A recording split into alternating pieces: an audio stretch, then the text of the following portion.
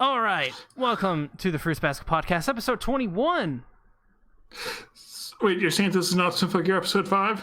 No, sadly it is not. Okay, I need to go fix my cosplay then. I'll be right back. What? You can't just leave in the middle of the beginning of a podcast? But I'd be wrong if I'm in the wrong cosplay for it. Can I touch your twin tails before I die?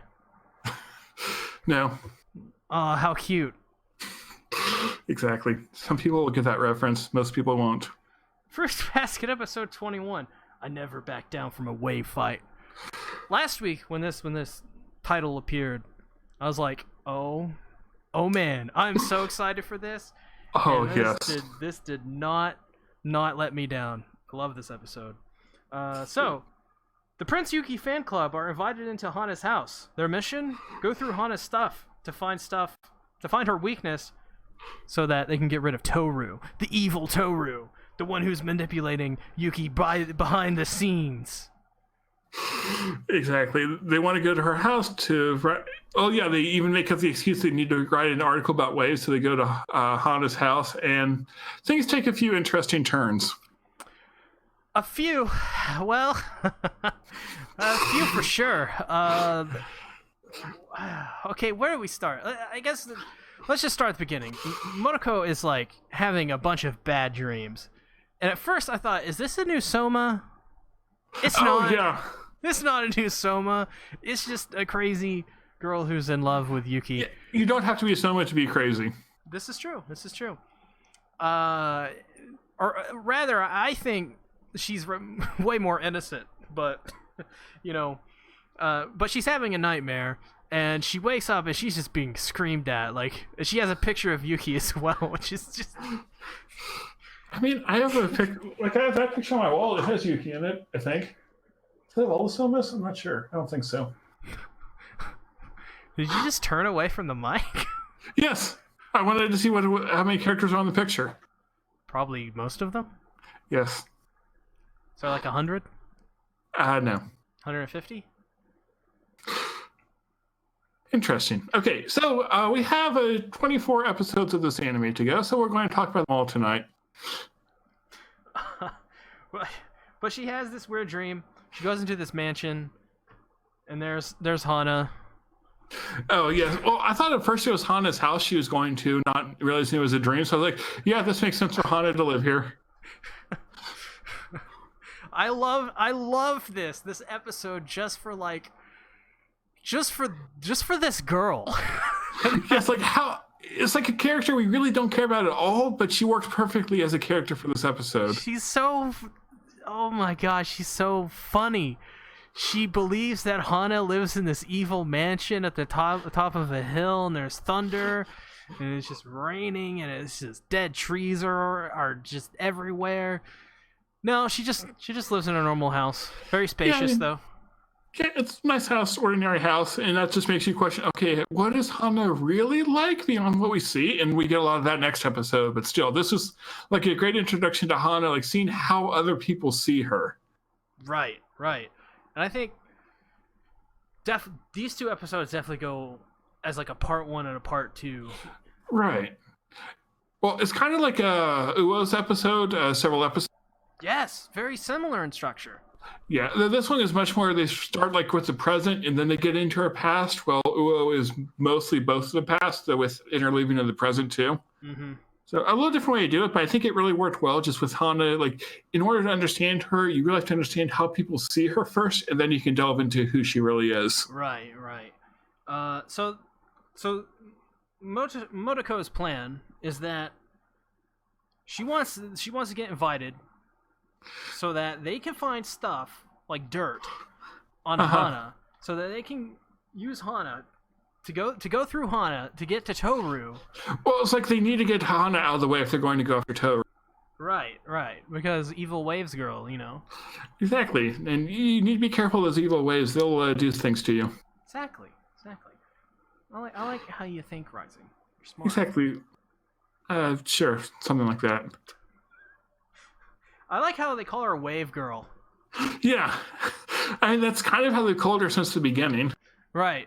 But it's mean and funny all at once because it's so just like it's mean in a sense that she's known as this girl who has special powers, Right. and it's and very like, reductive.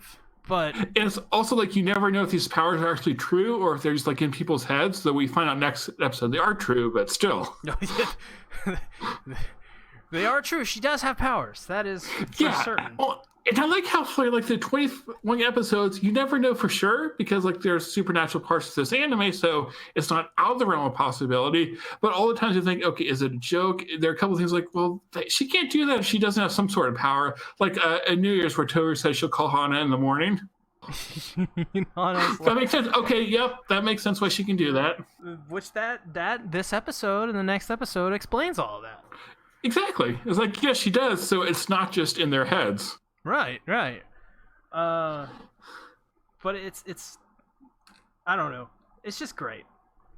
This episode is just pure gold from beginning to end. Yeah, it's very comical, which actually works well because we kind of give a break from the serious episodes. Right, yeah. So we learn about the Prince Yuki fan club, which is about the dumbest thing ever, but also the best thing ever. Well, Satsuki says that you should join it, and then Della says we all should. Yeah, I'll join the Prince Yuki fan club. Hey, I'll do it. And they explain that the membership is comprised of over half of the female students. I also wonder how many male students they have. I do as well. They definitely have to have at least, a handful. Exactly. Like, I'll join the fan club. It's Yuki, after all. Yeah, he's a total babe. Exactly. And how can you not join the fan club of such a babe? At one point, Motoko says, the brilliance of Prince Yuki's brilliance is brilliant or something like that, and it was so funny. Yes. Yeah, I hope we get to more of Makoto. Yeah, she's great. She's hilarious. Yes. It's funny. I don't know if we'll get more of her, but probably not a lot more, but I feel like they're going to do a little bit more, even if he's just like in the side or something. Or maybe she and the fan club end up helping Yuki when he's attacked by Akito or something. That would be cool. Hey, that could work. Motoko comes out of nowhere and does just a flying dropkick to Akito, and Akito's like, the fuck? Or no, they help get Yuki and Toru together. They realize, okay, this is what makes him. Something got in the way, but we'll like fix that so Prince Yuki can be happy. That would be the perfect redemption. That would be them. Great. That would be great for them. Yeah, because it would be like, no, this is wrong to want to keep Yuki single because exactly that worship him. That ties into episode 2. Well, Hana is like she's jealous of Toru being with the Somas now. She's kind of like a Toru fan club, but she's moving past her jealousy and realizes this is good for her. I'll be happy for her. Yeah. So maybe Hana and the Prince Yuki fan club will team up to help Yuki and Toru. I don't mind. That would be perfect. They should do that. Or maybe just go Yuri route. Well, we get to some of that next episode too. No, you're correct. So they go over to Hana's house where we learn that Hana has a brother, and which is really funny. The way they kind of introduce him, where they go searching through her room and they find like just a bunch of black stuff. And then they find shoujo manga, and they're like, "Oh, that's surprising." Yeah, I mean, Fruits Basket is a shoujo manga. It's good. I can see Hana liking a show like Fruits Basket. So I could definitely see Hana liking Fruits Basket. She is in Fruits Basket after all. Exactly. Wouldn't you like an anime you were in? Probably, yeah. That'd be great. Okay. We need to make an anime OC in it now. Oh, heck yeah. No, wait, you're the villains in Twin Tails. Can I at least touch your twin tails before I die? No, you're the one. You're trying to figure out which attribute would fit you best. Probably one of the ones Tail Blue killed. Are you saying that? No, we're not going to bring it up here. We'll bring that up next episode. So yes, Motoko opens the door, and there's Megumi.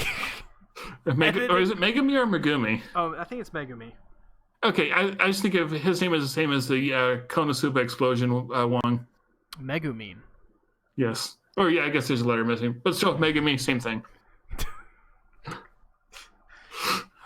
But he's just in there. And she's Yes. like, and then she just closes the door. I mean, if you found a guy when you're assembling around a person's or bedroom, wouldn't you just close the door on them too? I want to know why he's in the closet. It could respawn, but I don't think that would be fitting. It's a weird place for him to be. But then Hana comes in, and then they're like, Hana, there's someone in your closet. Who's that in your closet? And Hana's like, oh, that's my brother. Okay, now I'm picturing Astro just being in my closet one day. No, you invite people over, and then they're just, for some reason, they just go into your room, and your closet door's open, and Astro's there. Yeah, like you come to my house for some reason, and Astro's in my closet. I'm like, why? Why are you here? No, I'm in your closet. Oh, you're in my closet when Astro comes over. There we go. That would be really weird. I agree. That would be strange. But speaking of weird, apparently Megami can curse people if it was their name. And a friend, or I almost said Francesca instead of Hana. Hana makes a comment. I was reading chat. Hana makes a comment saying, like, don't say your names in here. And then when they were in the room, I was noticing, oh, you said two of the names. I missed the third one. I was like, okay, they're going to be in trouble. Yeah. What immediately when they started saying their names, I was like, wait a minute. Hana just said moments before not to say your name. Something's gonna happen to them. Are they gonna die? But they didn't. But yes, that happens to me a lot, where I say Francesca instead of anyone else's name. So I don't know why that is. Instead of my name, sometimes I'm sure. Probably. Yeah, that would be. Francesca is confused. So are we. Welcome to the Fruits Basket Podcast. Myself and Francesca is confused. I'm sorry. We can tell we haven't done this for a while. So, Megumi curses them. Yes. And they run. Make a comment. Yeah. Well, like Hana announces that he has the power to put curses on people. So, like, because they believe she has her way powers, like, really afraid of what he could do to them. Yeah. They run away. Something else I really liked too is how like Toru showed up. She had to work that day, but she was like she negotiated to come in late because that's how much she cares about Hana. Yeah, I love that. I love that little touch. Yeah, and especially since they're making the point like Toru and Hana are drifting apart because of like life and stuff getting in the way, but shows how good of friends they are. It's like, yes, I'm having trouble spending as much time with you, but when it matters, I will be there because we're friends. Yeah, and then Yuri happens. And that's next episode. But yeah, this is a great reminder that these two are very close. Yeah, and I like how they're not just the random side character, best friend characters like you see in a lot of anime. Yeah. I mean, this show is just really good at giving pretty much everyone a backstory or a story in general. Yeah, and they have something to contribute to the overall story too. They're not just like one-off characters. Or even if they appear to be, we know that they'll play a role later on too. Yeah. This is a show that rarely comes around in that sense. Like, exactly. I'm trying to think of another show like this where every character gets a moment, and the first thing that comes to mind, and I'm sure there's been more in between these two, but like Full Metal Alchemist Brotherhood. I was about to say the same thing, just how like all the characters end up somehow contributing in the final battle. Yeah. They're both very good at doing these things, and they're probably going to be about the same length as well, I think. So, yeah, I mean, this is, I think, 63 episodes, so yeah, it fits perfectly. Yeah. Yeah, I'm trying to think of, like, any other recent shows that did that, and a lot of them, like, get a character to shine, but then they don't really do much for a while. Mm-hmm. Like, just thinking about my favorites, like, we have Promised Neverland, which a lot of characters did get a moment to shine, but not all that many when you think of them all. Right, yeah. Or like Attack on Titan is another one I really like, but at the same time, it only comes down to a few that really do have their big moments. Yeah. I think this show keeps most of the characters in, like, they keep them in like, they have them show back up. Like Emoji-san is always showing up. Yeah, it's like he's part of this world. They're not focusing on him, but he's like part of the story. Yeah, he just doesn't show. He doesn't show up when the plot, necessitates it. He's not like he's with Toru all the time. Like Yuki and Kyo are with her a lot of the time, but not because it doesn't make sense for him to be. And in some episodes, Hattori's there. And, or Haru, like he goes to the same school, but he's there from time to time. Like Haru brought Kisu. Exactly, Kisa. Or Kisa, yeah. I knew I got that wrong. Yeah, this show's really good at that stuff. Like, this feels like not like a living, breathing world, but like it feels like they are in a living, breathing world. If that makes sense. Mm-hmm. And I like Francesca's comment saying instead of Full Metal Alchemist Brotherhood, Fruits Basket Motherhood. That's pretty good. It is. They gotta get Vic. They gotta get Vic to voice Toru. Even though I know Laura Bailey does it. Doesn't matter. Get Vic to do it. No, they should have Vic voice someone, though. Just have him show up. We've seen some of his bloopers from the Brotherhood dub. He could show up and go, Kakarot! And everyone is just confused. He should show up in the anime that they're watching. Oh my god. That would be brilliant. Exactly. Sadly, so I don't think he'll be in a Funimation production for a little bit, but yes, let's not get into that topic, right? Final thoughts on Fruits Basket episode 21. Another great episode. As I mentioned, I liked how it's a bit more comedic than the other, but it really helped to solidify how people saw Hana, which really ties in well to the next episode. And I liked how this is kind of a contrast to Uo's episode. Yeah. Or Uo's arc, I guess. Very, very much similar episodes in terms of the approach and what they're doing here. And that makes sense. They both kind of fit in the same roles. They're both friends. Like, they're both best friends with Toru.